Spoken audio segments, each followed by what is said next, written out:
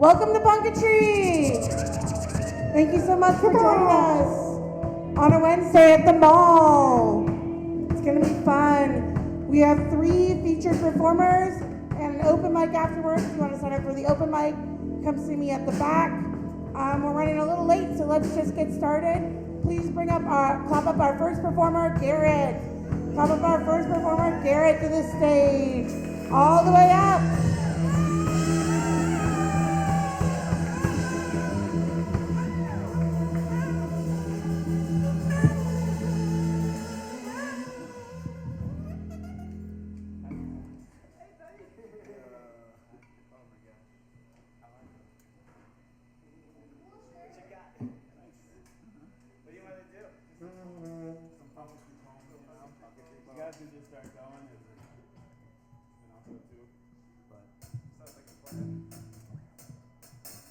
This poem's called A Day in a Circle.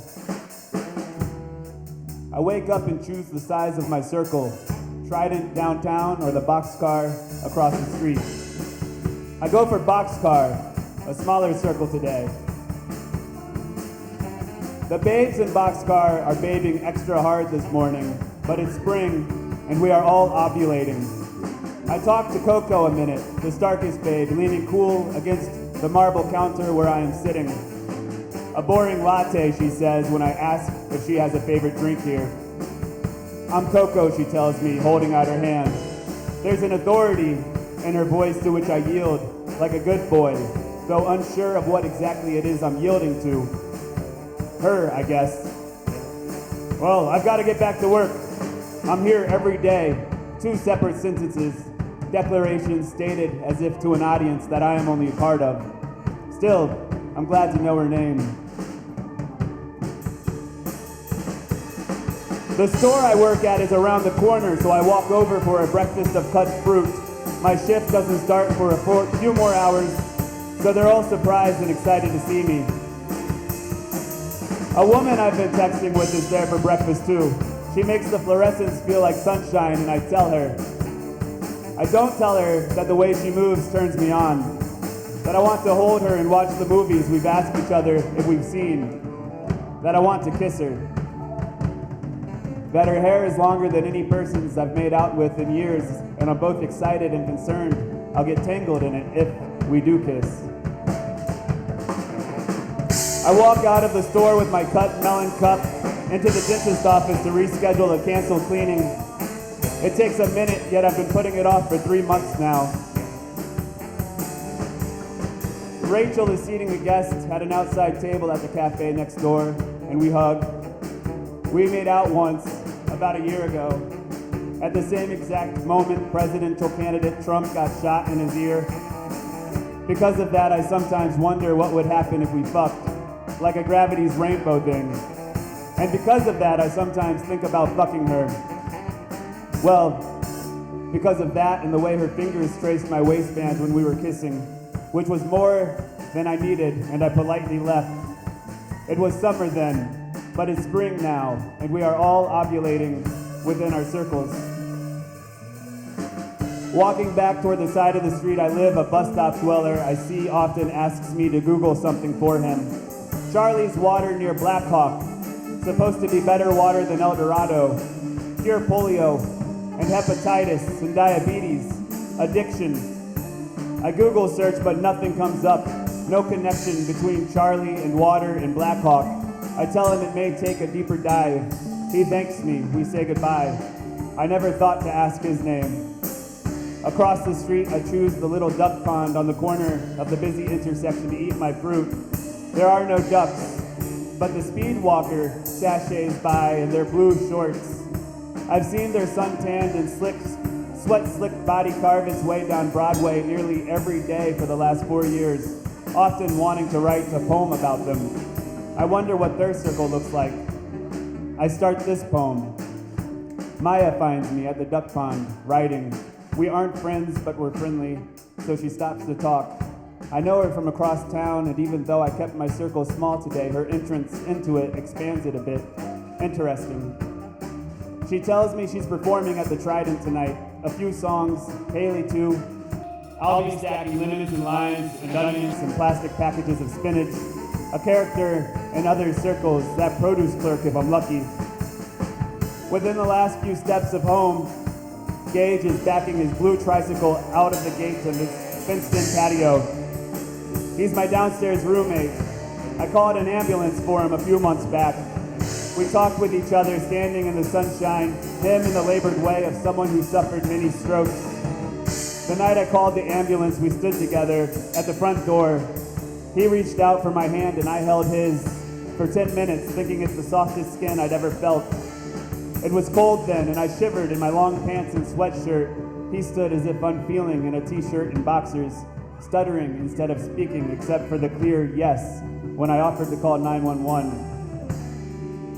Today he showed me his garden, tomatoes, cucumbers, Brussels sprouts, a few plants he just called plants that look like marijuana. I turned 70 September 1st, he said. What the fuck, I've gotten so old, which I understood. When he asked how old I was, I stumbled through a few 30s before landing at 41. Here, halfway through the small circle of my life, he somewhere at the end of his in this May sunshine, climbing onto his tricycle smiling. But I bike every day, he said, pedaling off to Boxcar across the street, keeping his circle small.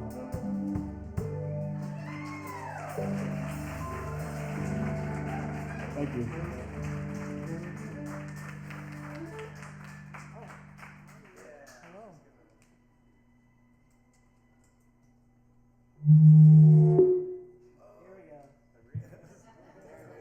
This is the remix to my mission. Didn't have enough fun the first time. Can you plug that in? Can you plug this in? This is unplugged. I just unplugged it again because it was feedback.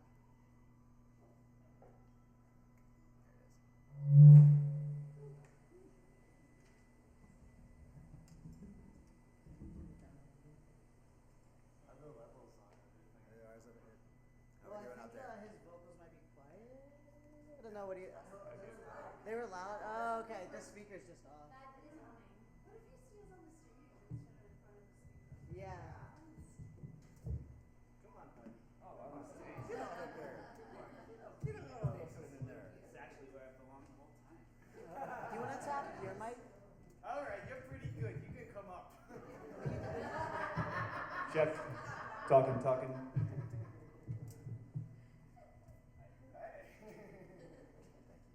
Yeah. We are 138. Hey. Attitude. Yeah. Alright, this one's called whatever. My non-bodied self, I suppose. I'm a man trying to be a man, but I pace back and forth before windows. My non-bodied self remembers the timber of ancient America, undiscovered expanses, existence unaware of itself. I've a hollow in my ribs which will only fill when the wind within branches rustles. My father's father, as my mother's mother, both are of parents who voted here.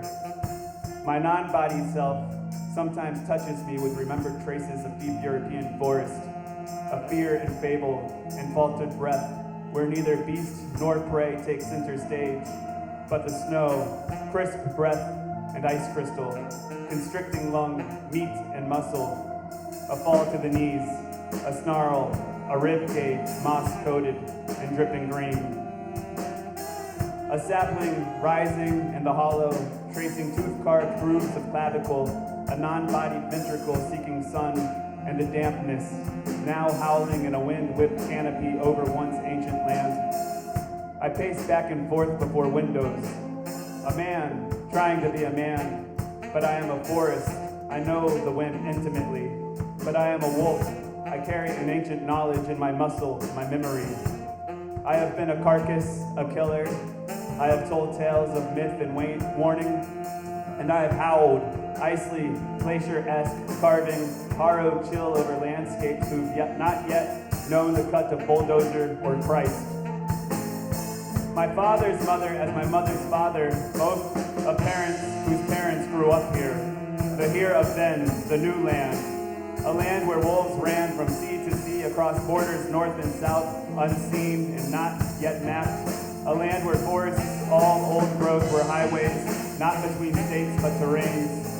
To be clear, My father's mother and my mother's father were both of people who had voted here, but whose blood and body have become bone and mineral and soil and sapling. The oldest now, if not felled, would tell of drought and health and hold in their unmarked grave an epitaph of nearly 400 rings. And in that hollow of my rib, my non-bodied self still fills with the wind which whisks through their timbered tips. I am a man trying to be a man, but I pace before windows. Kennel syndrome catches me in my lover's arms as I match my breath with the breeze and watch the trees outside her window. I've seen its leaves transition from full summer to empty winter, where the branches hold snow and show bare the lost balls of summer break and spring play, some of which I had watched get stuck and then forgotten. I have seen the fall fire of orange and yellow, October twice, November's cascading curtain of brown twice. I have stood under her balding tree raking piles for her children to be buried in. All but their smiling faces, their non-bodied selves, remembering other forest floors and jungles. I've seen the dead tips of January, brittle and frozen air twice, and I have watched in my reflection through my lover's window as my beard fell out in patches and as my hair came out in clumps. I have been a man trying to be a man that she could hold, but I am a forest floor of soft, rich soil which holds in my dampness the tracks of wolf packs running, a forest floor which held my bones and welcomed them. I am a canopy over Carolina, a living sarcophagus where my non-bodied self still sways, toes in a swamp where bulldozer and commerce have yet to tread, where birds seek sanctuary and my heart would along my outstretched arms, and their soul songs still find me here, where my bodied self sits. I am timber taken from an ancient forest to Prague, a steeple again stretched skyward, where I hold pigeon shit and an echo of bells whose tolling blurt now from speakers rather than rings, once birthed from copper and rope. I have been unbombed in war, but have held the tears felled of the many sent to die. I am a man trying to be a man, but I am a wolf, stoic in this landscape where suburban streets grow to mimic cemeteries which encroach to shrink forest, meadow, and even mountain. I am a man trying to be a man, but I am a wolf molting both hair and mysticism gone to domestication. I have been a killer of carcass, mineral and metal, timber, a steeple. I have been ribcage and sapling. I have been man and wolf and forest. I've been mother, cub, mother, child. I've held lightning in my timber tips and have burned and been ash and have floated gray skies past warplanes in Krakow. I have been a man trying to be a lover, trembling in her arms at her punishment. A rolled up paper across nose, shoved in shit and shame and accusation, forgetting the heavy breath of a chase, wanting only to be held, begging pleas for stronger bars, thicker walls, and those thighs, she of conquistador blood, but mainly a blood from those conquered and escaped. She who has likely been jaguar and Andean wolf and is likely still whichever tree of strongest wood stretches skyward and the Sierra of Ecuador. But I can no longer be a man trying to be her man, whose window in which I watched my wolf hairs fall and my skeleton shrink under the weight of an 8-foot ceiling, and my non-body self, too shrunk, straining its way through window screen, a waning whisper of what used to be, pleading, please, please remember me, and ask if this walled-off self, cut like a flower stem to be set in vase, who can only but wither and forget to not know when its dying took place. No bee, nor moth, nor butterfly, no wish, nor breath that seeds the sky. Just fallen petals, brittle leaves, a kitchen bag, a closed trash can lid. It's the city way in which to live.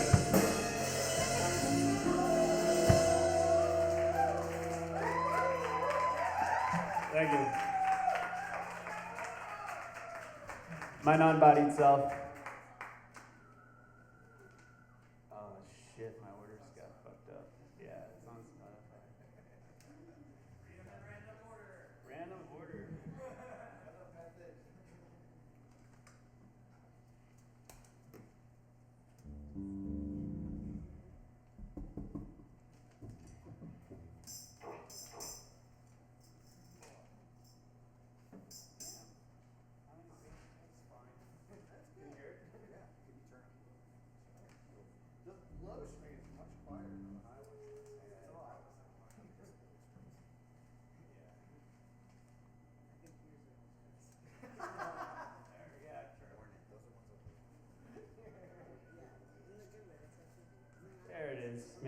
is on the other side of the last page. Yeah, there's every 10 years. This one's my tribute to Green Day. That I wrote just coincidentally the day before its 30th anniversary, Dookie's 30th anniversary. So, you know, something was speaking to me. It's untitled. 1. I still wake, stare out windows to blue sky with wonder. Will the woods take me somewhere today? As a kid, my empty pockets were kites, no wallet, cell phone, or keys to anything. What are miles to little legs on a body well aware home isn't safe? I'd skip cypress knees knowing I'd be knee-deep in muck anyway. Cool mud calming to flee ransacked ankles, briar bitten, always bleeding. Underfed, maladjusted, not legally neglected, I guess. But not one other person knew where I was, what I'd eaten, when I'd be home, or even how long I'd been gone. My life defined by woods, wooded swamps of its periphery. 2. I lay flat-backed on a friend's floor. He pressed play and I heard, I declare I don't care no more. I'm burning up and out and growing bored. I don't care no more. I declare I don't care no more. I don't care. My life then confined by bullies who caught me on walks when I take the roads past newer homes where bikes glinted silver, leaned against porches, hungry sharks. I'm safer now. They're in with their Nintendos, bacon, probably 2 parents that still talk when sober, soft couches, and new carpet. I'm safer now. Those bikes, slick and fast, they can catch me further down the road in the outskirts where the streets flood over after I've forgotten about other people.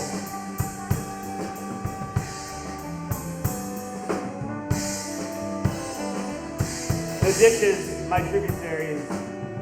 There's a page missing. The ditches, my tributaries. Counting snakes, alive, dead, enamored in their yellow bellies, turned sunward, a ripened squash, and the gravel gardens of backstreet decay. Vultures looming in gnarled pine, wait for my past to resume their pickings. In the flooded streets of my youth, I learned to trust heat mirages, wavy black pools in the distance often caught up with. Knee-deep in stagnant street water, carts the size of my thigh, bubbled with doofish grace. It always seemed a wonderland. I'm safe for now, in the outskirts, where the lifted pickups speed up when they see an animal, where dogs that couldn't cut it are abandoned, predator instinct too strong for unfenced yards and chicken. I'm safe for now, where I count the cottonmouth among my allies, renamed this street Snake Road, first learned to love adrenaline here, with near missteps onto venomous coils, white mouth waiting, though not quite wanting. I'm safe for now. Streets too flooded over for nice bikes, but not these sneakers threadbare. I never declared, before hearing, I don't care no more. And in 1994, I declared, I do not care no more. I don't care about life confined by bullies, the bigger kids with nicer bikes, that rode our country streets in clusters, catching me usually within a mile from home, throwing rocks and punches, leaving me in the ditch.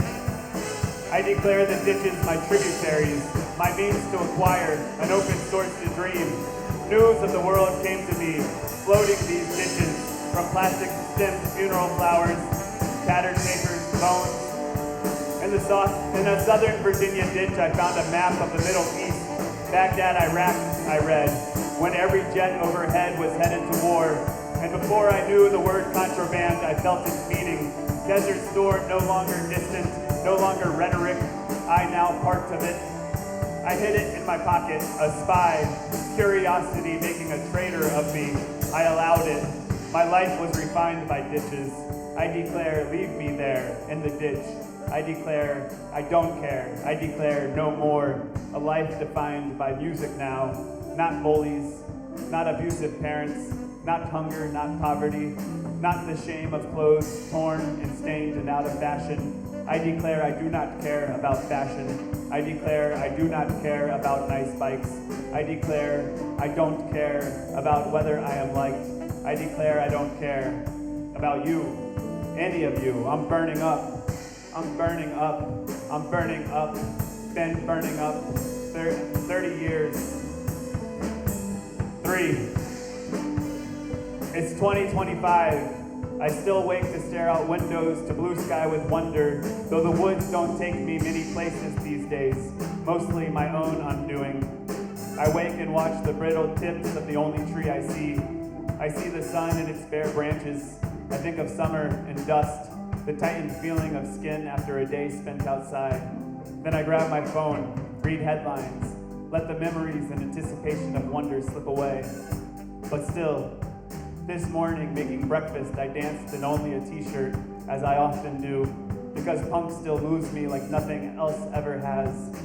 Dead pioneers, feet tapping skin to tile, dick swinging, head bobbing, body moving. My body remembers. My body remembers. Remembers boyhood, remembers wonder, remembers the liberating fists of bullies, the liberating belts of a drunken, broke laborer, remembers the liberating smack of shoes whose soles clap with each step, the dry rot of old clothes, the sound of their tear, remembers the mirage that truly was a flood, remembers the smell of a summer storm, the thrill of a coiled snake not seen until just in time. Remembers never wanting to turn back, to go deeper. Remembers whole days of wonder, alone miles from home. Remembers to declare, I don't care no more.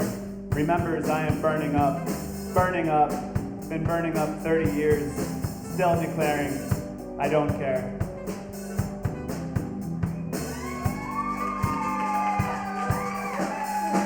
Thank you. And that's it for me.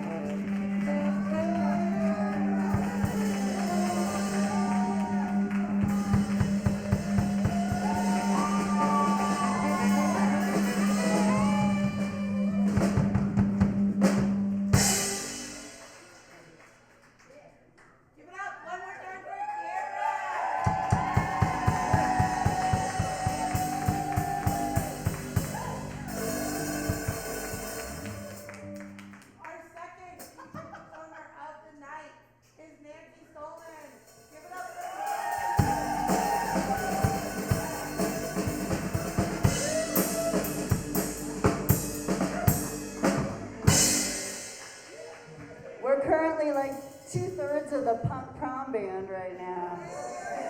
Punk prom, including you, Squid. The short-lived punk prom band. That was good. All right. Well, we're going to start the evening off today with a trigger warning.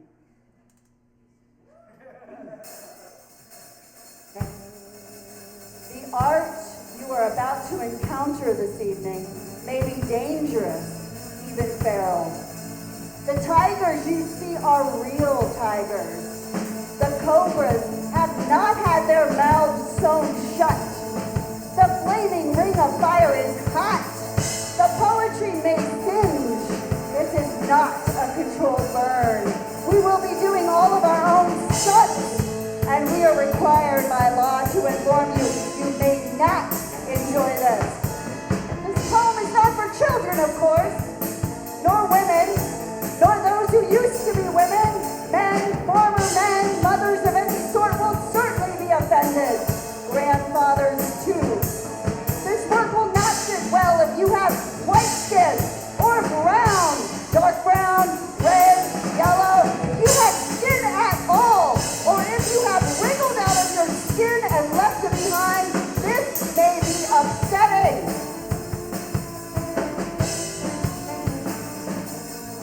This piece may mention religion, especially one that isn't yours, and that may not be an enjoyable experience. Or you may enjoy it too much, in a way that brings up deep feelings of childhood guilt or shame. It may use offensive language or discuss topics you would rather not think about.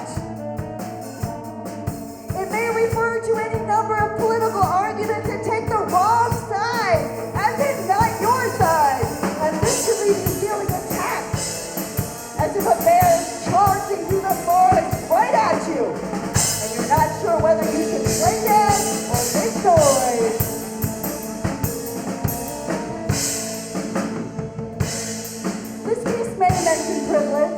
as in other privilege, people's privilege, of course, and it may remind you that you're not living up to your potential, or that you drink too much, or that you secretly fear that all of your friends are getting together without you, which may also trigger your core wound that deep down maybe you are unlovable.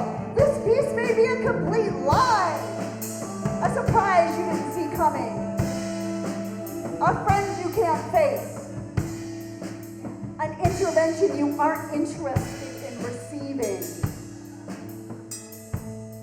It may involve unwanted cat calls. It may call you eye candy to your face, or it might flirt with the wrong person at a party.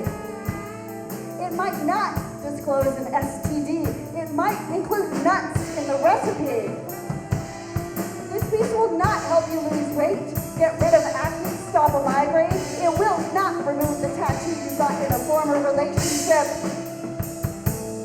It won't be your friend, even if you really need a friend. It won't visit your mother on Mother's Day. It won't even send a card. It won't pay its taxes. It stays up too late watching porn in the other room. It talks too loudly and all about itself, of course. It will arrive missing the assembly instructions. It cares, but only to a point. It will cut you off in traffic, charge you too much interest.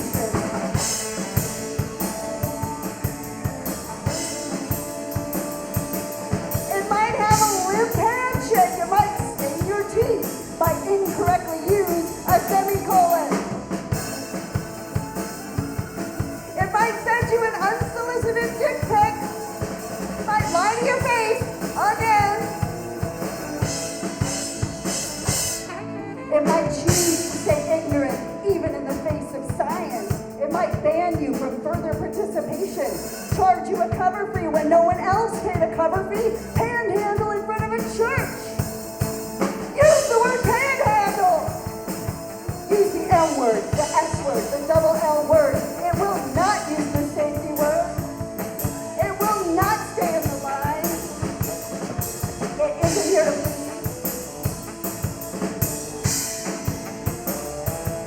And if you're sitting in the front row, you may even see a nipple or the shape of a thigh, and this may be arousing / upsetting and fill you with existential discomfort and meaninglessness, and possibly lead to a familiar but forgotten agitation now rising in your chest. We could call it dread. We could call it adrenaline. Or we could call it the holy panic of allowing yourself to fucking feel something again.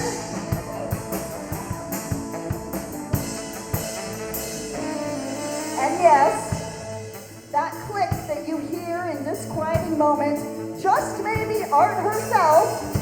Fire spitting in both eyes, finger on the trigger warning. Since when was it my fucking job to make you feel comfortable?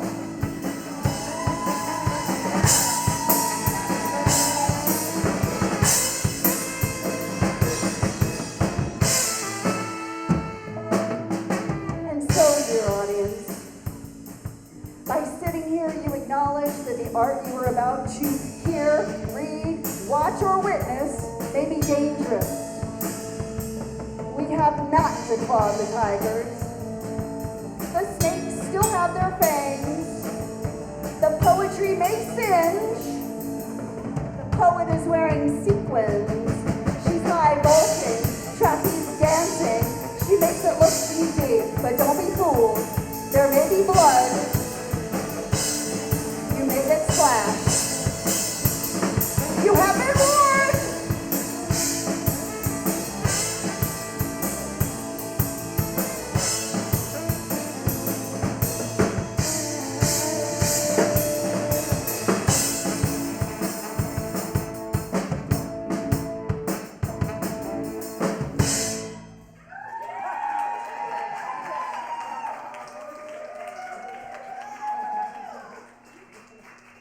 That was fun.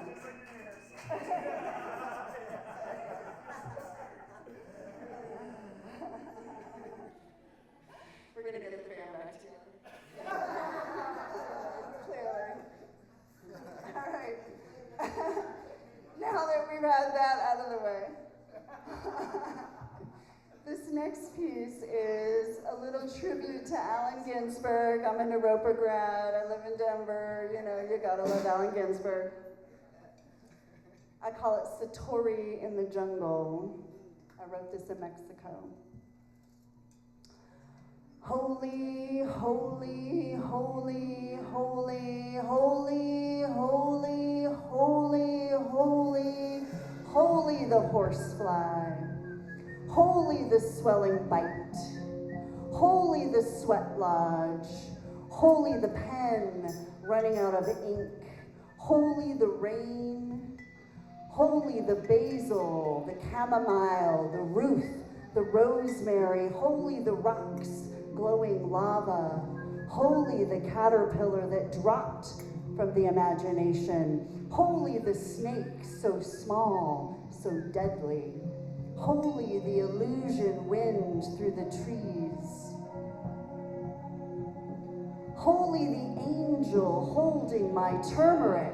Holy the bug spray doused angel. Holy the angel hair on swings. Holy the angel birthday bright eyes. Holy the wife. Holy the widow. Holy the jaguar queen. Holy aging. Holy husband, holy tears, holy mother of God, pray for us all.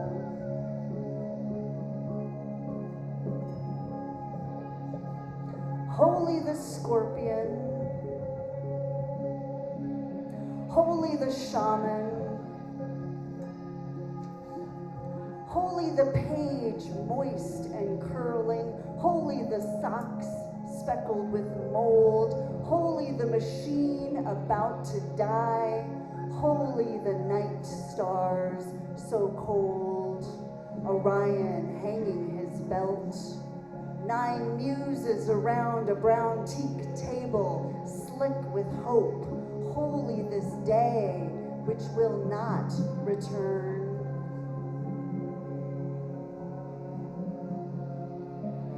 Holy the woman sobbing, holy the heat that burns, holy the ghost whisper, remember joy, holy the darkness.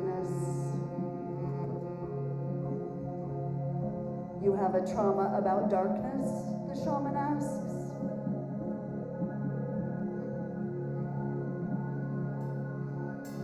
Holy the gifts we turn back. Holy the sharp stones on bare feet. Holy branding. Holy steam. Holy dirt turning to mud. Skin turning yellow, then red.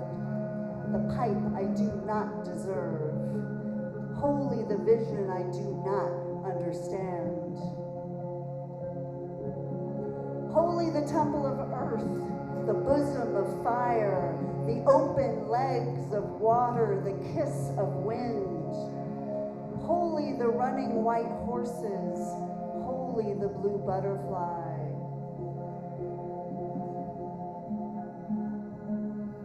Holy the poem pressed into paper, the holy stain of words.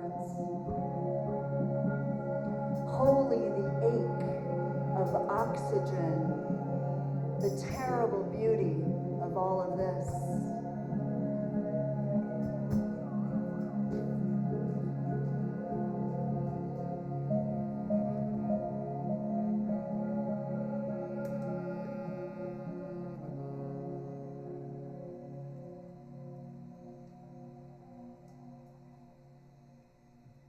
Thank you.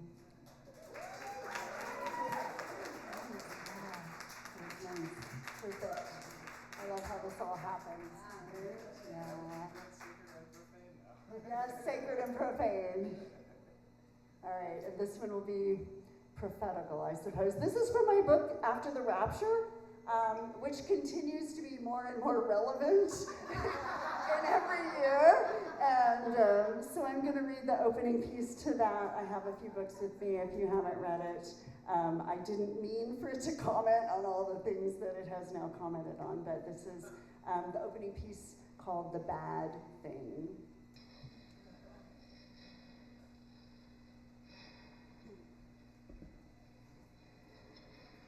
Once a bad thing happened, and the people were horrified, and they cried, and they played the details over and over like a particularly painful heartbreak.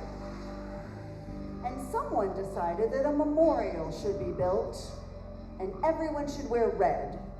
And once a year, everyone wore red and remembered the bad thing, and that seemed right.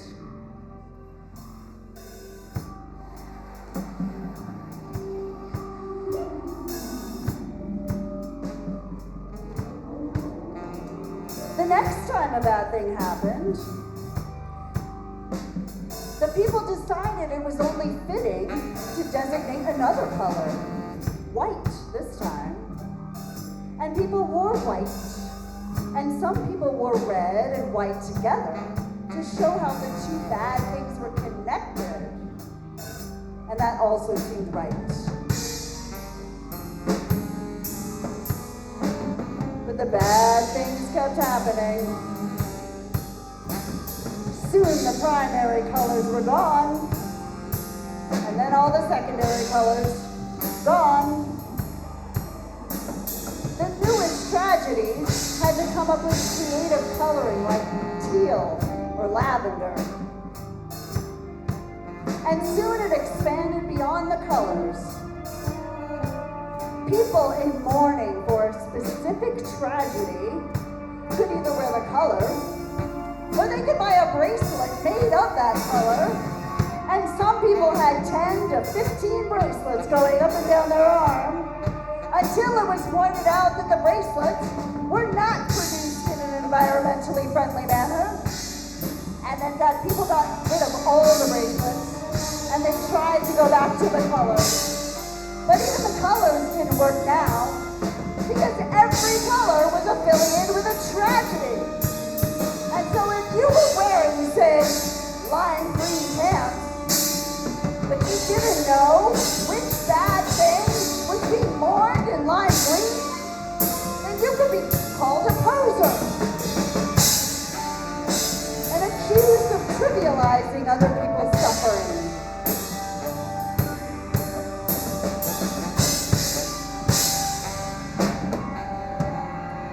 The bad things increased until there were several bad things every week, and new symbols had to be devised to express your horror, like praying hands or beating hearts or hugging arms that you could send electronically, or even make them into magnetic bumper stickers for your cars or your bicycles. And you could also swap your electronic picture frame to one especially made to announce your devastation as a new bad thing. But sometimes another bad thing would happen on that very same day. And you wouldn't know if you should keep the original picture frame to mourn the first bad thing, or if you should update to mourn the most recent bad thing. And those who updated would be called insensitive by those who had not yet finished mourning the first bad thing.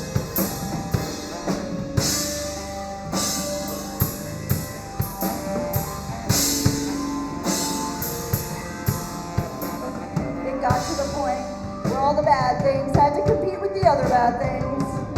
And a thing that would have been pretty bad back in the days of the primary colors is now almost ignored.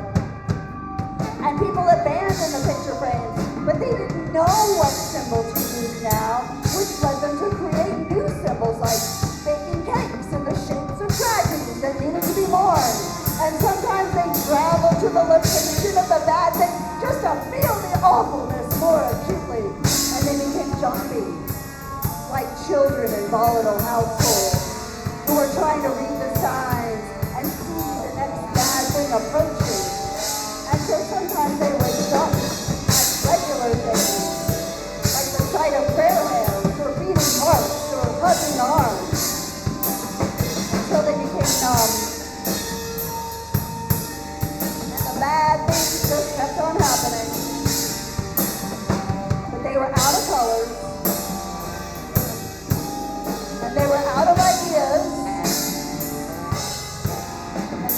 Essentially, they did nothing.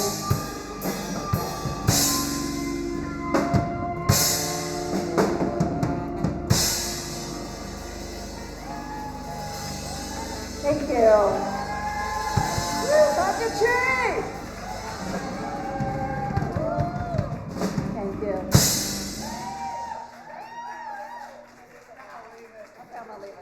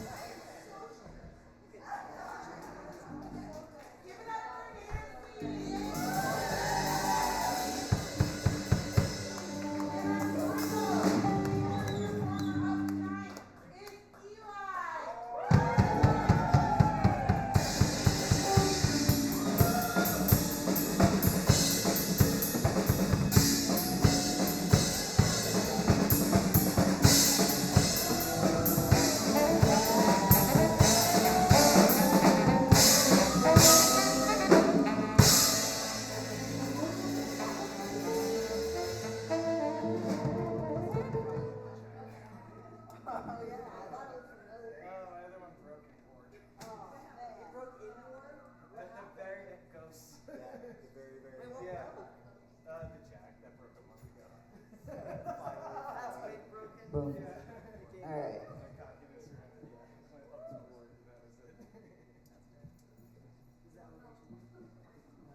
How much time do I have, Sarah? How much time do I have? Cool. All right. You guys. All right.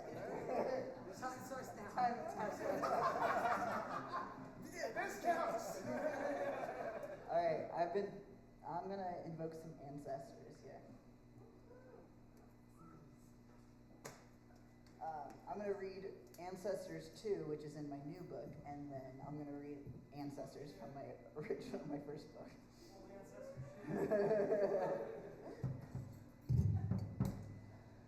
Ancestors. You have given away your sovereignty for freedom. Your freedom for voice. Your voice for noise, your decisions for votes, your trades for jobs, and left generations of progeny bitter, entitled, broken, domesticated, and incapable. You have traded your tribes for countrymen, your pride for nationalism, your homelands for conquest, your gods for broken spirits. You have betrayed us all.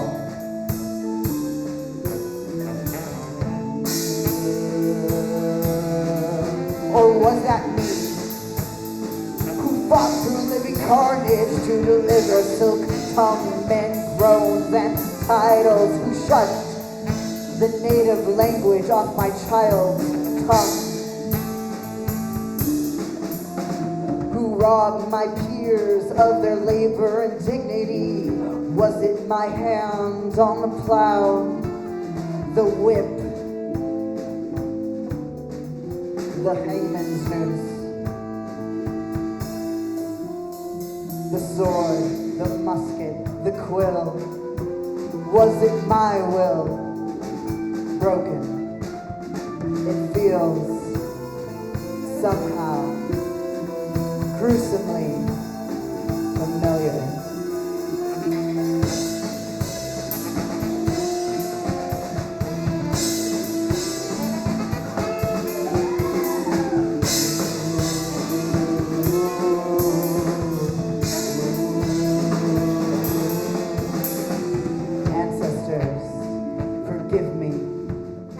I treat you like the answers to medical paperwork. Right. History of heart problems, diabetes, skin cancer. Ancestors, forgive me. I know none of your stories. No oral history to guide me. Ancestors, forgive me. I do not draw upon you for strength.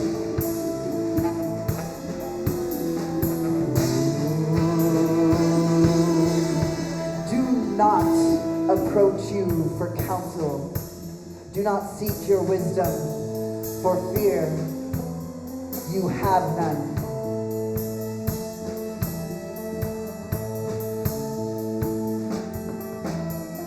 I have been shown the white bones beneath my feet, from the black and the brown bodies.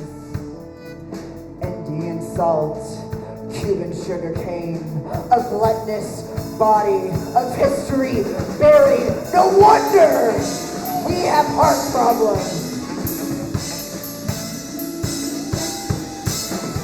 Ancestors, forgive me. I am ashamed of you. Sangre de conquistadores runs through my veins.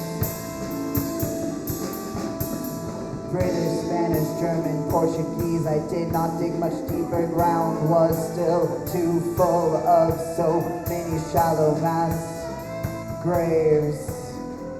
Ooh. Ancestors, forgive me. I do not know how to undo what you've done, nor who you were. Were you the captain or the sailor, the general or the money holder, the priest or the teachers? Were you, in short, the villain or the accomplice? Forgive me, I do not know. My shame was such, I looked away feeling I had nothing to learn from you.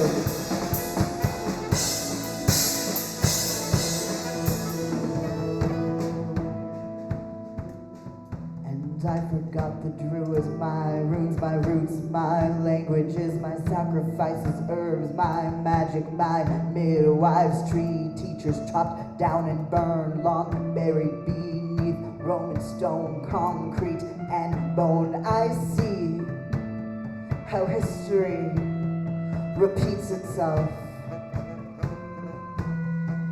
Ancestors guide me. How do I evolve as we revolve around these all remembering stars? Oh, how do I relate to my brothers and my sisters beyond my sunburnt race? The genocides with open, tearful eyes, witness the weaponization of poverty and property, the mass incarceration, the climb of addiction, community severing, slavery, institutionalized inequity of which I am the beneficiary.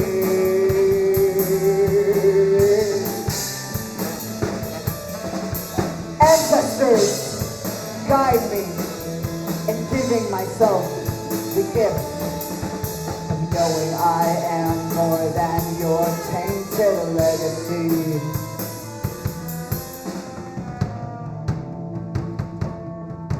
My morality is decided by my actions, deeds, my inactions and decrees. Ancestors, guide me and teach me to walk tall and proud while wearing the weighty burden of my people's history.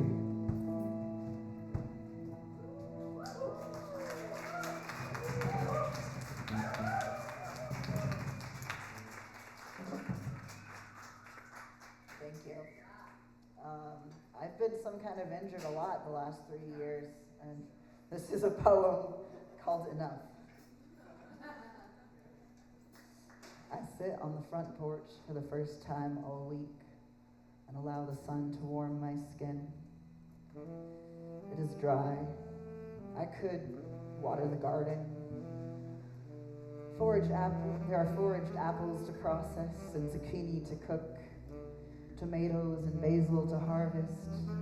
I could at least pull the guitar onto my lap, try to teach these lazy fingers to dance a new song. Or I could listen to the council of crickets, watch the sun on the October garden and the crisping corn, and know it is good. It is enough.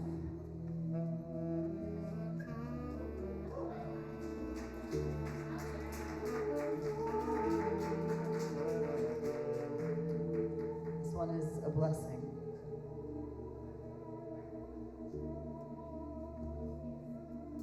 May you find someone in whose arms your nervous system seems to slow and calm, eases to rest and sleep. And may those arms, most often, be your own. May you find friends who are unimpressed by you, who accept your finest moments as your default, and encourage you to move towards the proficiency in your chosen fields and fixations. And may those same friends see you in your worst and embrace you in your darkest and most dire need. May you find purpose in your life. May that purpose propel you onward when joy cannot. May you find work that brings you purpose, if not joy, and may you find yourself beholden to a person, a community, a cat. May they depend on you for keeping your head above these rising waters. May you find the wisdom to float when the strength to swim has left you. And may you snort laugh at the ridiculous antics of your friends, the raised eyebrow of your roommate, the drunken dance party. And may the smile return to you unbidden in the quiet moments. May your dignity increase with age, even if your income does not. May you find amusement in the mundane and peace amidst chaos. May you find beauty reflecting in the trash-choked streams. May you find trust in the arms that surround you. And may those arms most often be your own.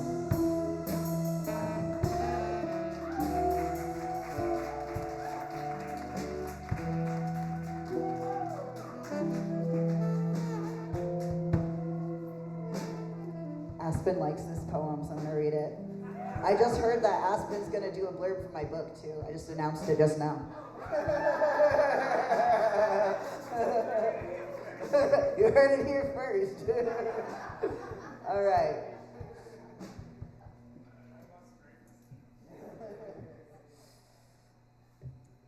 Feel my breath. Feel the cool wind through your skin. Feel the heat of my heartbeat. Warm, molten core of me. Feel the tug of gravity.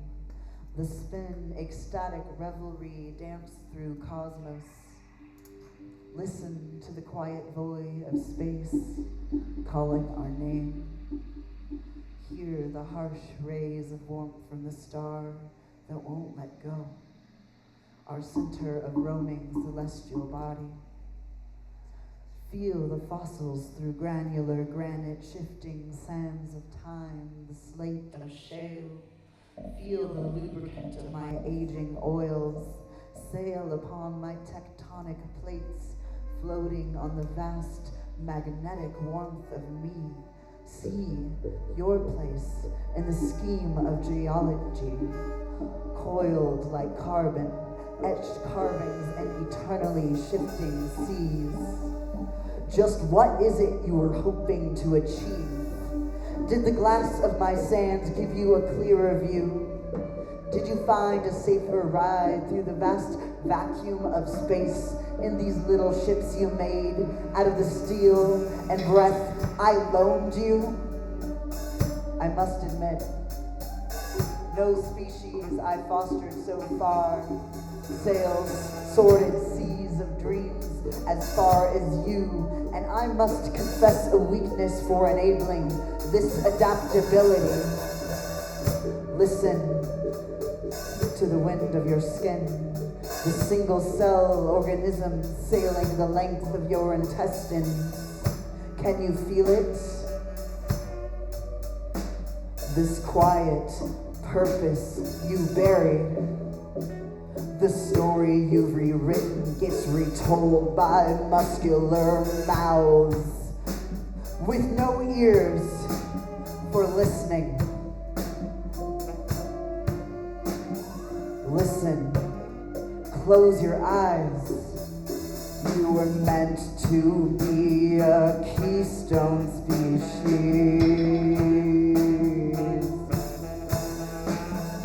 Shape basins, wheels, water spreads, seeds, plant trees. Your flat teeth were meant to grind gristle, fruit and seeds, termites and leafy greens, scavengers, foragers, you fiends!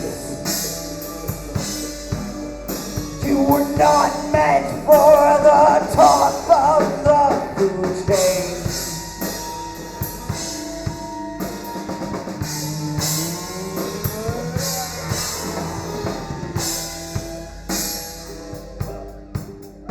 You were not meant for the top of the food chain. The anxiety you feel is evolutionary.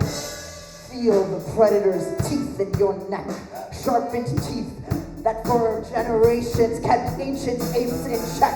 The newness of language brought separation and privilege, and rather than know your place, you wonder. All creatures ken, coiled in tree bark and dirt den, became strangers to you then. Malcontent to slurp on predators' leftovers, glean the fruit off trees you observed, herded the herds, ran down the beast with nimble fingers, shot down birds. How I watched you, like you watched the movement of stars, and how we sang to one another, spinning through the darkness. Your fires lit the night noisy for me, but the shadows you feared only grew longer. I indulged you for an ice age. Is this familiar? Do you recall your new direction? How you tore through territory, self-obsession, your creation of gods greater than seasons or reason or need? You were meant to be a keystone species. Your precision of language brought long-range weapons, eliminated apex predators. You preyed on your own. You are half-grown, seed-sown, wind-grown. Your history will be a short layer of plastic rock.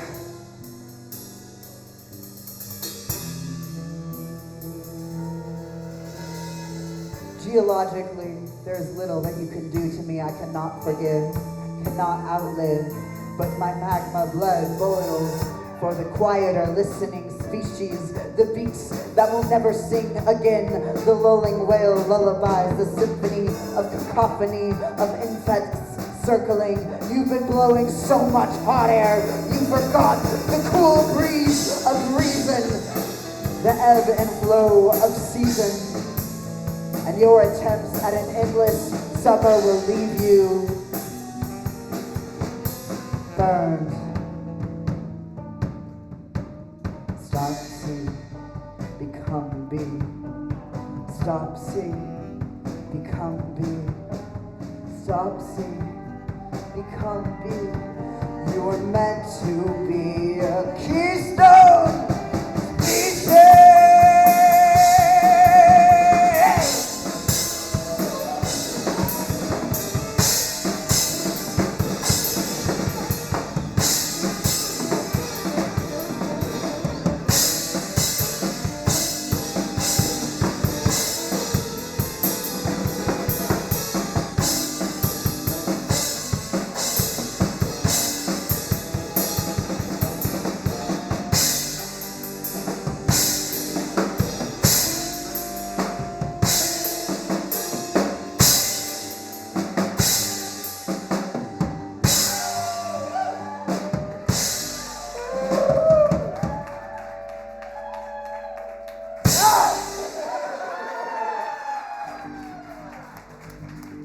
Looks like that's my time, y'all. Thank you.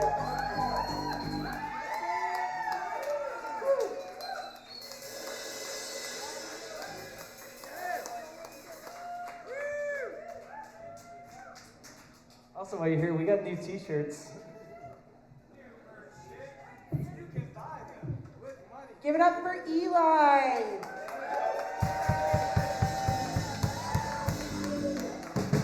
We have now reached the open mic portion of our event.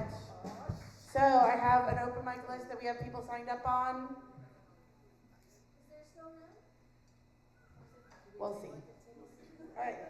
Our first up on the open mic is Serpent Bird.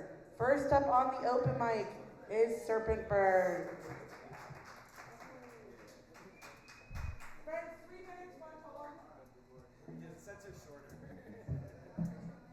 So I just have one poem, and it's more of a dreamscape. That's you, dream. Escape it.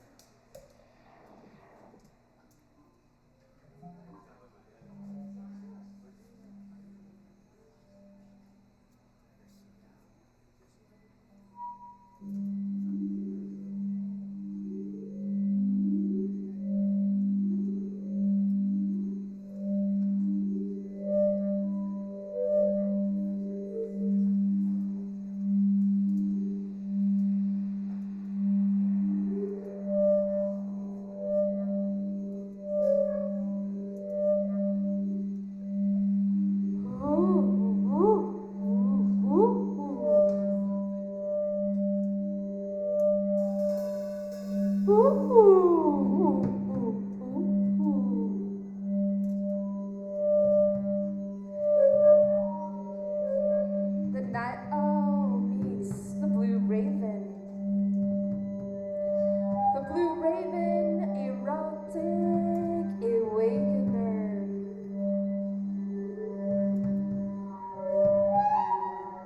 Exotic knower of secrets.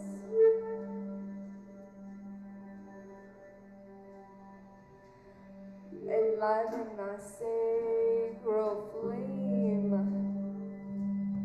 from cerulean blue to sky blue and back. Shimmer my blue heart and reshine its beat to match the shine of your silken coat. But take the coat off and cover me. Take me to the night owl where I can get wasted. Become a nighthawk, a number nine, a number nine, a number nine, and complete my own life screeching. To the nightingale, please bring me back to my senses.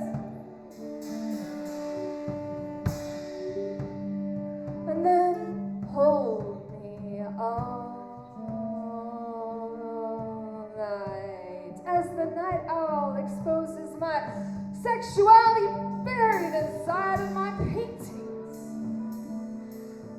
exposing wet paint dripping with silent knowing.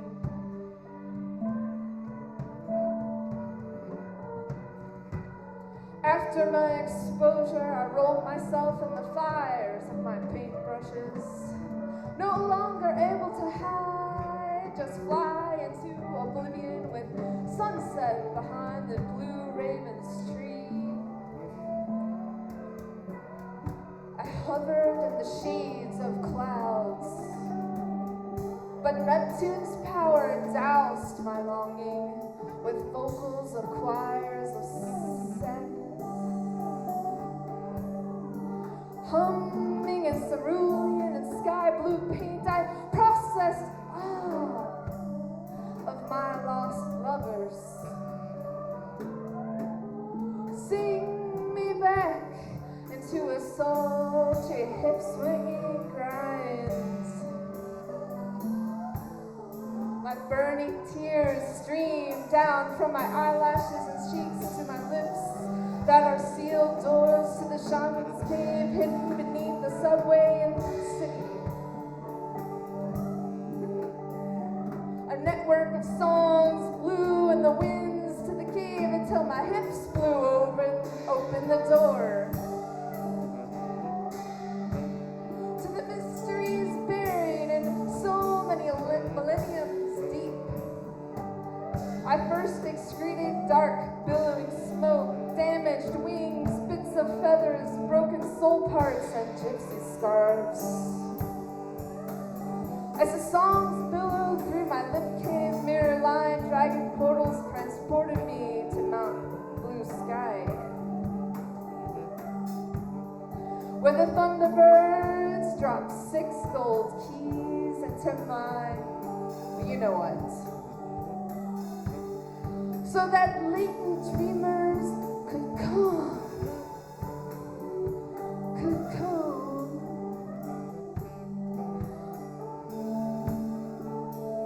Brushing the dreamers one by one and clean, refreshed air as they unfucked themselves from the city full of winter blankets so that they continued to twist and intertwine and tumble to the floor of their wildest imaginations. But didn't you know? The super soaked super fuckers woke and found themselves alive, breathing harder and sweating and exploring their supernovas and volcanic desires wilder than the West. I will not fret, as the mystical doors I left behind were akin to the magic lamps you could rub the night away with a penis till the orgasms of light broke through the dawn.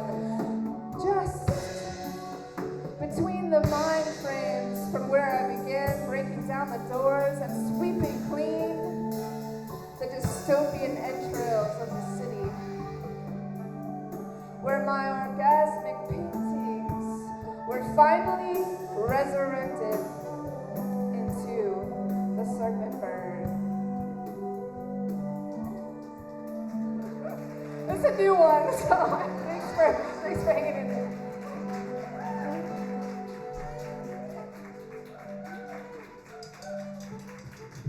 Give it up for Serpent Bird.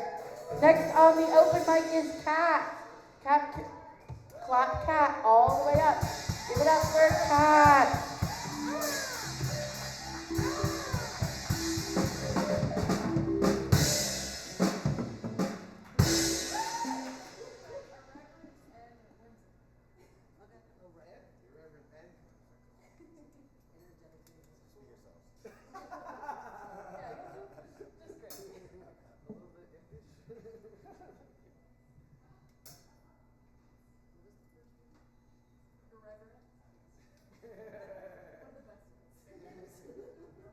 And also give it up for Black Market Translation. They are killing it!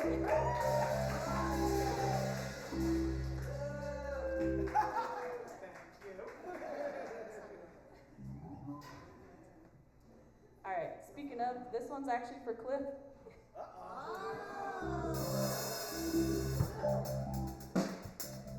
slip. You've a light heart, built to make art. But that's their problem now. As we howl at the moon in laughter and volley in verse, what an absolute unit of a human brings everyone to the stage. I'll sing for you, you'll make a joke, and that's how we'll say, please stay. Our chaos may be noise for the weary, but we'll stumble in, chuckling and say, everything is brighter with a little bit of mischief. And that's just our way. We're poets, Your Honor. Make way.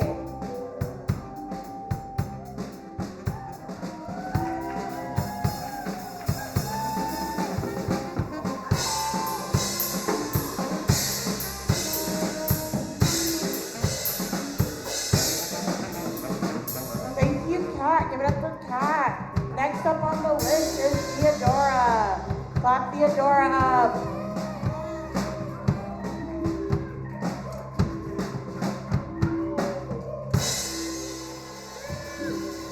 Hi. I'm inviting myself to the stage. I'm worth it. I need a vote. I'm between a failed sonnet, a sexy poem with southern undertones, and an open letter to the human spirit / resignation letter. Yeah, definitely resignation letter. Oh no, getting mixed messages.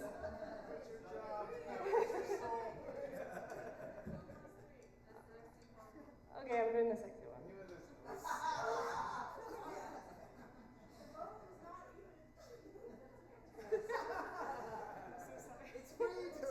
Thank you for helping me realize what I truly want to.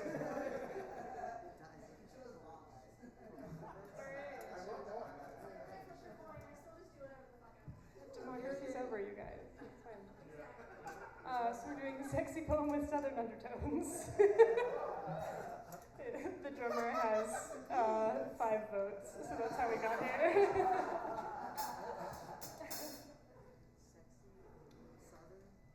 Sexy southern. What does that mean to you? It means a lot. Take us there.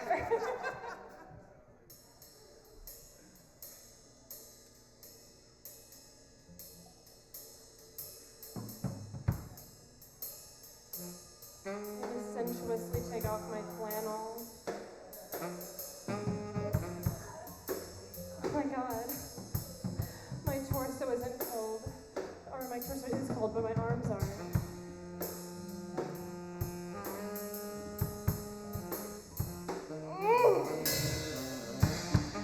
Baby, you smell like summertime. You prove that water has a scent. You're a marshland horizon, a mud that holds when there's no sign of land. You're the shade of a cypress, protecting my skin without taking the heat. You're a kayak made for rolling, getting me wet without fear of drowning. You're the fury of love, the rage of tenderness, the hellfire of heaven. Break the structures and break my hips. Rip my heart to shreds and use the pieces to rebuild. Hold me underwater and then hold my hand. Dissolve into laughter when you've run out of tears and let me fall down, down, down into those peals of thunder. Bake me into the curves of your skin and chop me on the block of your arms. Wrist pinned or your head in worship, I'll be your Valkyrie.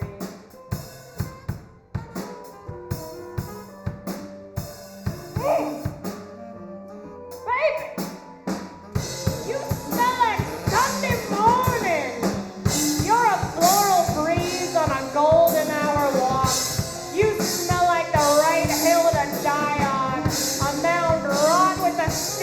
rotting revolutionary corpses. You smell like the hot moon in August, the scream of a cricket, the lord of my body.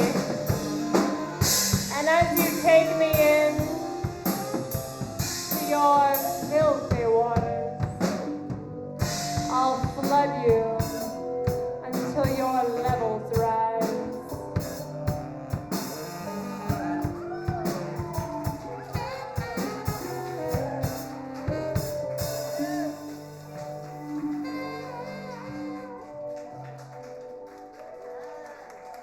Give it up for Theodora.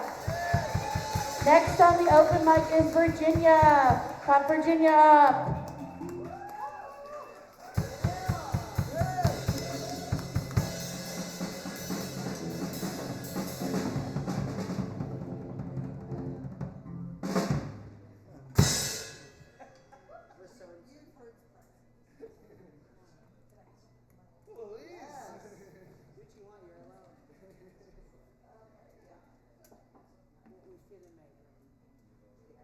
The hummingbird.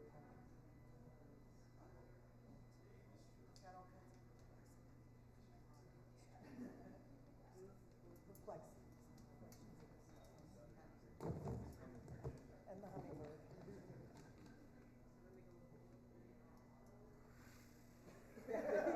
Yeah, come on. Get that hummingbird going. Ram the battlements with helmets full of feathers. Hummingbird, tell it like it is. How does the bee or buzz ring the doorbell of love undone by sorrow?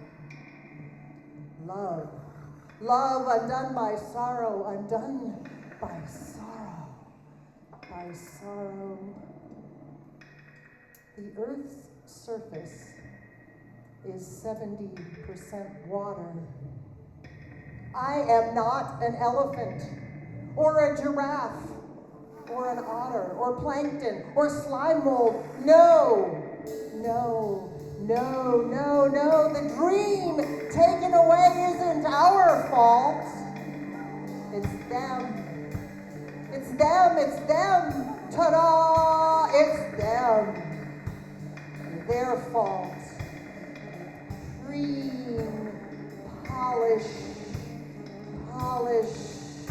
preen, lush groom, every inch of skin, every marginal skill lauded in self-expression, consumed from a plate of mirrors, forked into plump lips, lusting for acceptance. It is them. It is them. Their fault. Ta-da! Ta-da! Ta-da! Ta-da! Da da da da da da. It's them. It's them. Their fault. Ta money. Ta boat. Chicken in every ta basket. Lower priced eggs.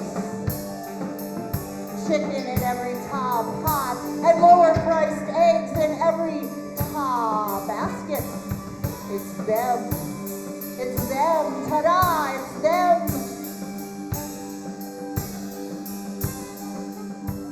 There are 4 known species of humans, 11,195 of birds. Are there butterflies on the moon? How does milkweed earn its living? When does the sunrise tango with evolution? Is there a finite number of ocean waves? 97% of the Earth's water is in the oceans.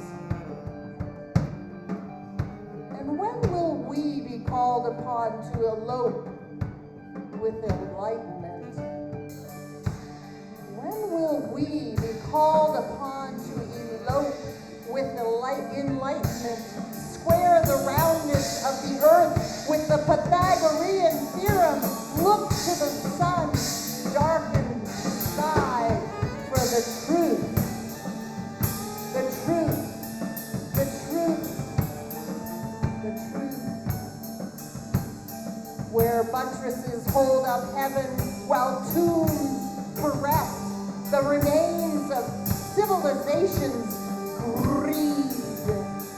Counting, 1, 2, 3, 1,000, 10,000, a million, counting, enumerating every insatiability.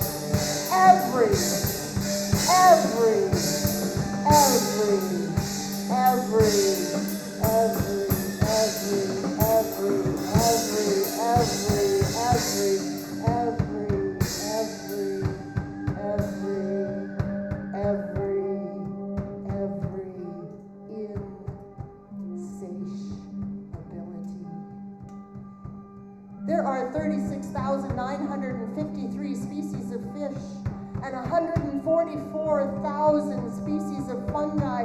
Hummingbird, color your throat ruby, dazzle the summer and autumn geometry, become charismatic chemistry, behold psychic laws of nature.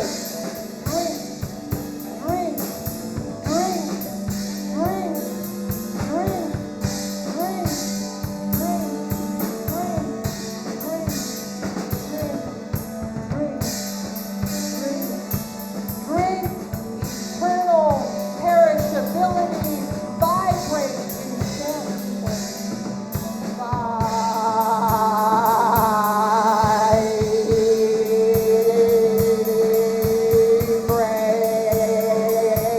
Enchantment. 4,602 times before we sleep. Before we sleep, ram the battlements with helmets full of feathers. Tell it, tell it, tell it like it is, hummingbird.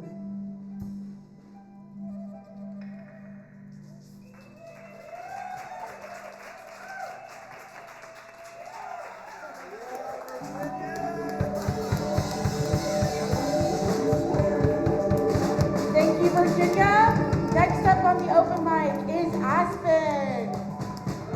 Aspen, clap up Aspen. They're all the way back there. They're coming up. They're coming up.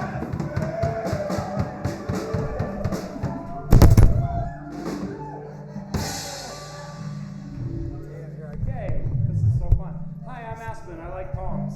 I even write them sometimes. And this is a band, and they're really cool. Yay! I get to read with these guys again. So spoiled. Thanks for putting this together. We were hanging at church on Saturday together. Ask us about Chops Fest if you're curious about hearing this in a historic church in a small mountain town. So I have a poem for you, and this is the vibe for this one is a business meeting that's the worst of your life. You don't want to be there. Nobody wants to be there, and we can't seem to get out of it. It's called Climate Change Walked In Again. I like it. Ooh. Climate change walked in again today, wearing that red lapel. I asked him about the weather. He just shrugged with a smirk that curved in like hurricane winds. I noticed his trousers were rolled all the way up like he was expecting a flood. What's with the blue suit? What's with the blue suit, I asked. He said blue was the color no one ever expected. They always paint disaster a pretty red, plaster the images of the fallen on their Rolodex of memories. They never blame the living, never ask the mirror how they didn't see it coming. Prefer to drive an all-white Mercedes tunes at the country station. The greatest hits, this shit never gets old, man.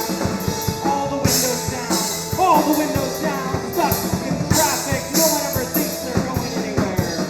We're not going anywhere, not with all this waiting, all this watching the clock. Thank God it's Friday, Thursday, here in the Night Out Bar. Thank God it's Thursday. He took a flask from his jacket pocket, made in Saudi Arabia, made in Oklahoma, Texas, Iraq, Syria, North Dakota. He poured some into the rivers and oceans for luck, he said, for luck, and threw some back, then passed that flask to me. It was impolite not to have some. I drained the strata below the cornfields of home. I drank until my bones cracked like earthquakes. Everything was Richter. I worried about the structure of the building. Somewhere in my stupor, I knew all towers toppled. All towers toppled. And I knew I was at the bottom. Knew I would be buried without a memorial. I tried to give the flask back, but the blue suit was already back to work. He was calling all the environmentalists to tell them they were now terrorists. He set the solar panels on fire, buried a wind farm and a dust storm of boats. And no one ever saw the ballot, the bill, the referendum. Everyone still believed in litigation. No one saw the stormtroopers. They were wearing masks, and no one knew dogs could bite without a badge. Climate change called the ocean, told her to raise the rent again, told those freeloading glaciers to get lost, told Greenland they're gonna be water again. He said, my friends, think of the view we'll have as we watch the end. He put his boots up on the desk, stuffed his lips with dollar bills, and lit the whole fucking thing. The place filled with smoke.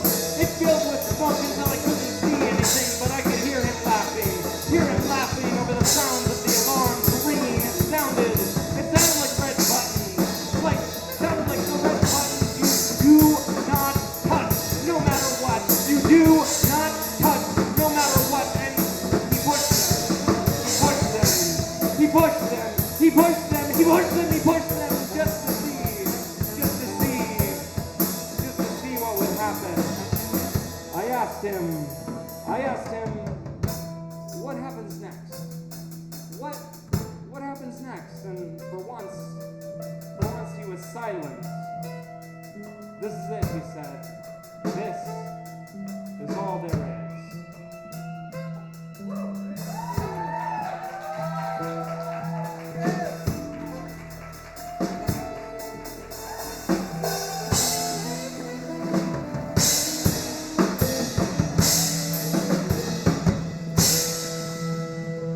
Thank you, Aspen. Next up on the open mic is Maggie. Clap Maggie all the way up.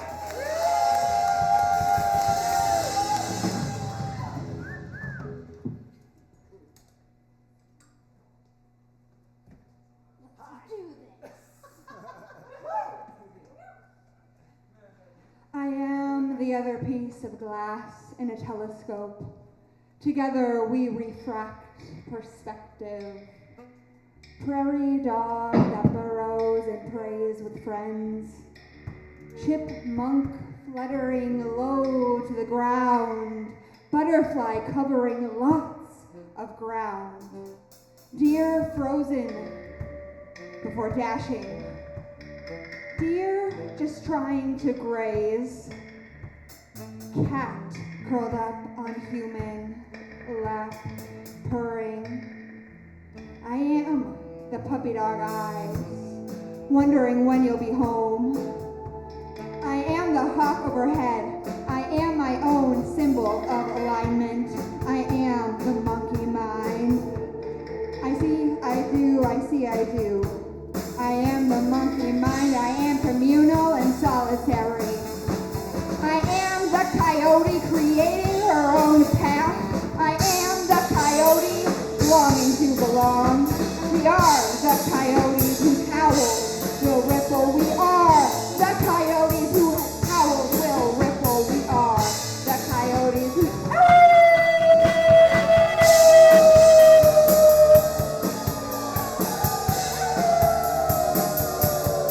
will ripple. We are the coyotes whose howls will ripple, calling forward the vibrations of animalistic fear. To all those who hear, who play, who say, who see, who know free. Come with me, come with me. That place, that space, a zone no one can own. If you sit on the raggedy edge of alignment, if you sit on the raggedy edge asking, why not? If you sit on the lonesome edge asking, why God? Come find the way to that place, our space, the zone no one can own.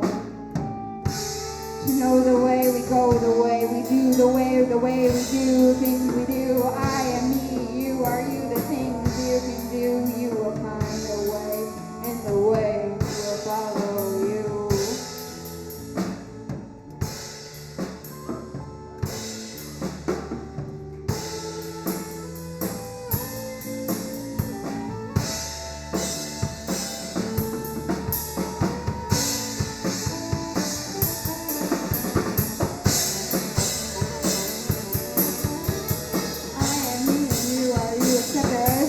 There is only creation, one big nation of existence defined by existential crisis. You believe me when I say it doesn't have to be a crisis. Too many people crying, ignorant to the fact that we are ignorant. The canvas we have from the babies in the uterus. Unable to trust that purity, we are blinded by obscurity that provides food false security. In a decaying society founded on greedy, see the rich need the greed. Become more grounded on the divinity, which affinity is founded at divine light. Turn so bright it hurts my eyes, so I compromise enlightenment. The tensions I've got to protect me from the things that I want to see. Have you lost God by Bob your beside? Have you ever want to die? Look up at the sky, sigh, think fuck it, I'll get high. Death is inevitable, might as well live a life that's bearable. Woke up here, it'll be okay, it'll be fine. Come here, rest your spine next to mine.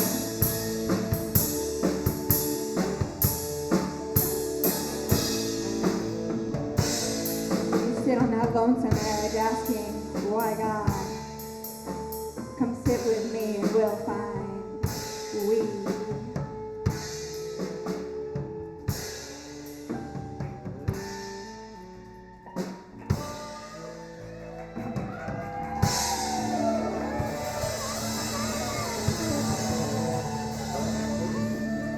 Thank you so much, Maggie. Next on the open mic is Dakota. Clap Dakota all the way up. All the way up.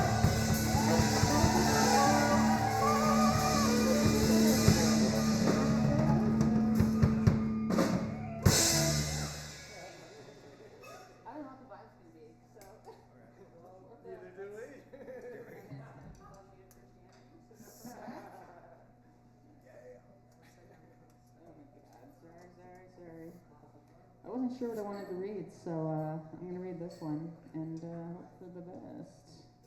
If it sucks, blame Nancy, I don't know. Oh, come on. I grew up being told that we were the culmination of creation, that we were the very image of God, and yet those same tongues that exposed this ideology also gave me my first scars.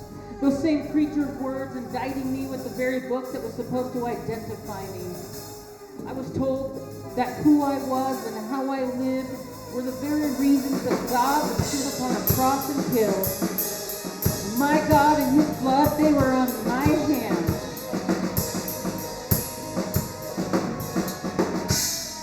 From such a young age, I knew that there was something in me different I would call friend.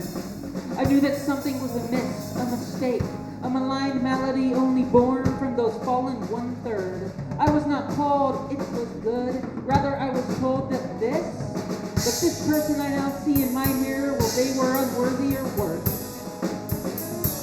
And the thing is, on this side of truth I can see so many of the cracks I would have once called my foundation. I am beyond believing that I am a mistake in spite of those scars. But for every little kid growing up in Bible belts and broken homes, I would like to say this, that you are not a mistake. You are beauty and a crescendo of creation. You are good. And although I do not believe in any God, I do believe in the power of love. I do believe that if love is something you find inside of your church's walls, and it is beautiful too. If your belief makes you look at someone else like they are less than you, then it is wrong, period. And I refuse to any longer give weight to things that only hold me down. And I refuse to believe that good can commingle inside of hate. I refuse to believe that somehow I should give credit to the little bit of pittance that their faith produced. Because surely it was not all bad, but that is not the point of this. The point of this is that it should have been better. If you are the microphone shouting out God's words and anything but love comes out, then it is wrong, period. So maybe God is love to you, but to me, love is God. Love is the only thing that matters when we are being held inside of a casket. Feelings are truly the only things that we can leave that will last beyond the known. To borrow words from that book, I refuse to lay treasures inside of a box where only moths and rust destroy. Because I am not scratched. And although there are days that I feel that I can say with certainty that those are the fleeting emotions of a broken heart, that at the end of a good day or the beginning of a hopeful one, I can see so much better and clearer than that who I am and who I love are not elements of a broken creation. I am truly magic made manifest. I am the heart of God. And maybe her name sounds something like mine. Maybe the name of this deity that made this and everything that was and whichever will be looks a lot like me too. So maybe they were right. Those hallowed halls and hallowed hearts left one truth. I am an image of God.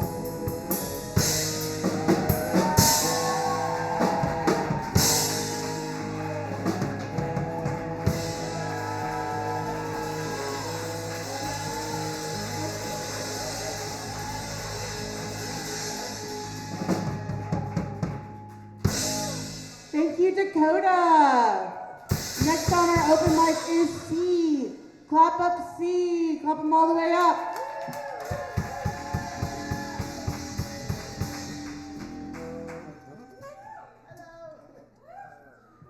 I think I picked the wrong song for Punketry, or the wrong poem for Punketry. It was very quiet. Oh, we got a soft side. Ambient soundscape, maybe something real slow. Thank you. Give it up for this fucking band right here.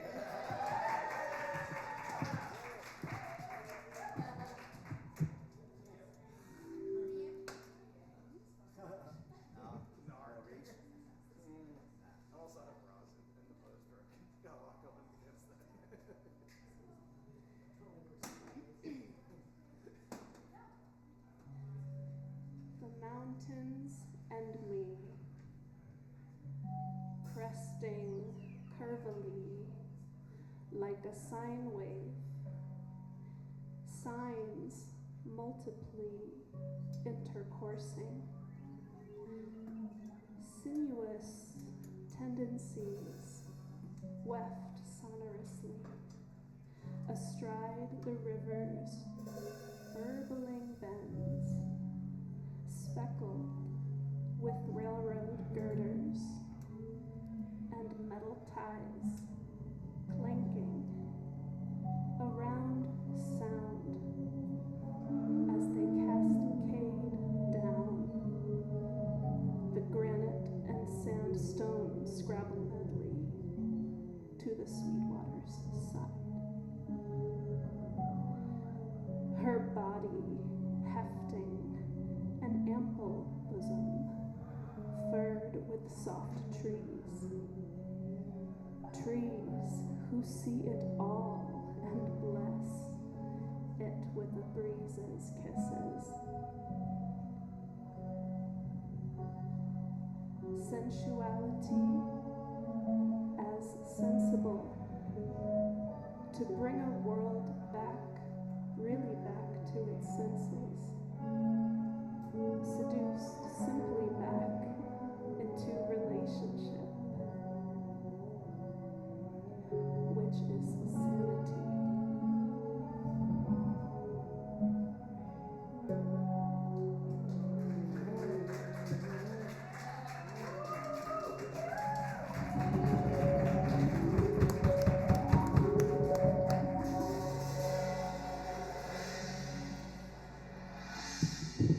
Thank you, C. We have one person left on the open mic. One person left on the open mic. Before we close it out, I just want to say thank you for joining us here at Prismajic. This is Punketry. My name is Sarah Rodriguez. Behind me, I have Chris, Cliff, Dream, and Squids. We do this every fourth Thursday at the Mutiny Information Cafe in Englewood, which the next one is September 25th. So if you want to see us, I guess maybe in a little dimmer lighting, right? Come check us out. All right, our final poet on the open mic is Jessica. Give it up for Jessica.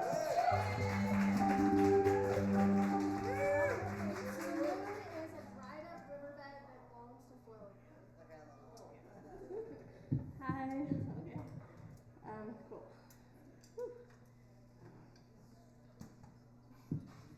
Okay, I've never performed this one, so.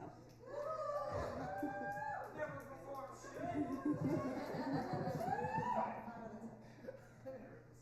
Okay, it's called Bad Guy. You are trying to make me the bad guy. For what? For taking space? For being overwhelmed? For not being there for you? I have been there for you when I can, but after you yelled at me, I'm a jerk if I don't instantly forgive and console. I am not your mother. I don't owe you forgiveness right away. Maybe this is good for you, a chance to see the effects of your actions. You told me this has happened many times before. How many more people must respond this way until you see your part in it? Until you admit that maybe your actions are at least partly the cause of this outcome. I don't blame you. Sometimes we have to lose to learn. I have lost so much in the last 10 years. I hope I am learning.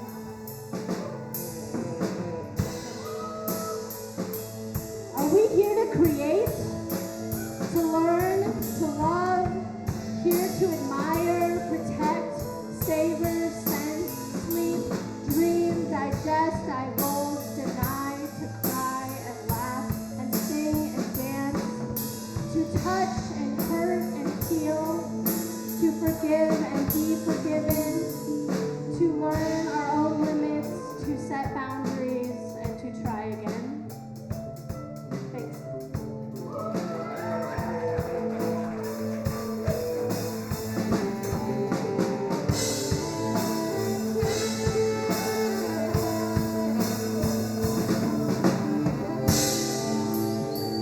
Thank you, Jessica. Thank you to our featured performers, Garrett, Eli, and Nancy.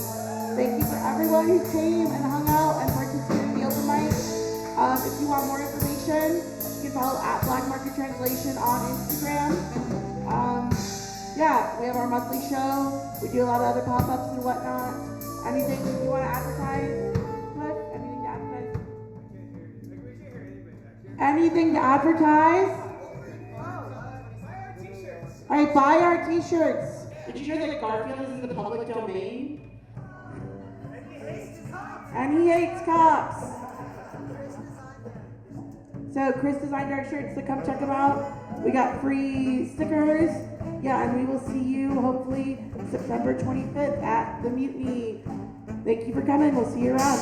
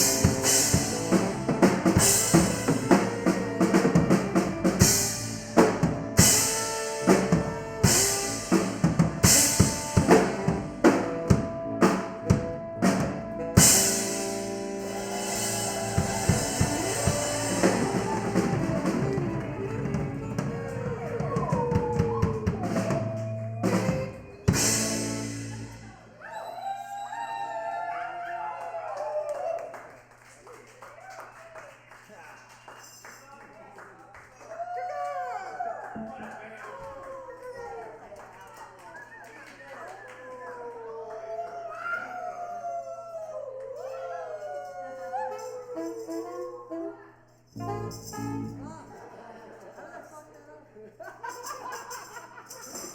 again. Take two? Oh, take two. Yeah, guys. That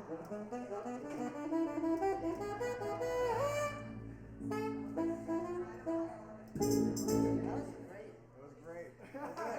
Fucking it. Hell yeah. Nailed it. Stuck the landing. Woo! Damn goddamn. Woo-wee.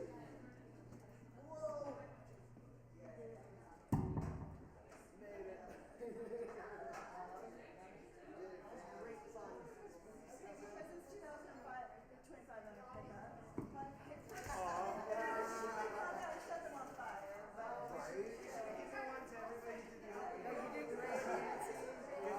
I actually really liked that it was just there. Yeah, I'm really like, happy you fuck liked yeah, it. like, you're here, just doing it. No, that's the way to do it. That's the fucking way to do it. Why is